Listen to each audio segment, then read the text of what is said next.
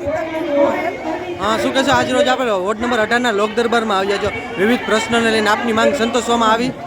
આજે છેલ્લો લોક દરબાર છે, 18 નંબર છે, તો હું વોર્ડ નંબર 14 માંથી અહીંયા આવી છું. અહીંયા બેઠેલા મેયર એમ કહે છે કે તમે અહીંયા શું કામ આવ્યા છો?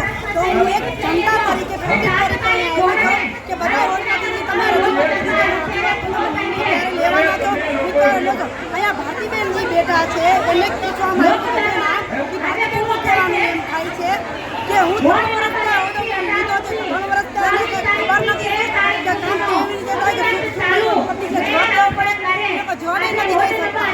ખાસ કરીને રોડ રસ્તાના અનેક પ્રશ્નો છે અને પદ અધિકારી દ્વારા તુગલકી જવાબ આપવામાં આવે છે, શું કહેશો? જવાબ તો એવા આપે છે કે સંજયસિંહ રાણાને જ લઈ લો. જે તે સમયે અમે વોર્ડ નંબર 18 માંથી એની ઓફિસે પ્રશ્ન લઈને ગયા હતા, તો એમ જાણવામાં અમને આવ્યું કે સંજયસિંહ રાણાએ રાજીનામું આપી દીધું છે. તો અત્યારે આ લોકદરબારમાં સંજયસિંહ રાણા શું કરે છે, અમને એનો જવાબ આપે આ લોકો.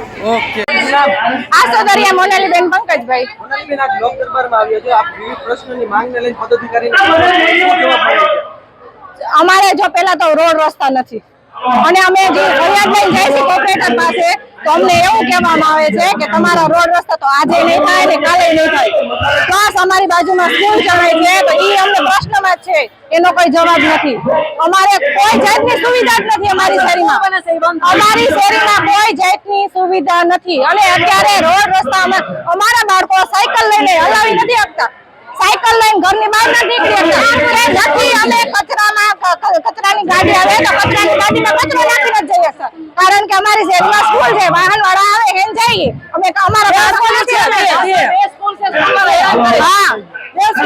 અમારું જે ગાર્ડન છે, અમારું જે કોમન પ્લોટ છે, એમાં ઈ લોકો એનું પ્લેગ્રાઉન્ડ બનાવેલું છે અને અમારા બાળકો ઈ પ્લેગ્રાઉન્ડમાં રમી નથી શકતા.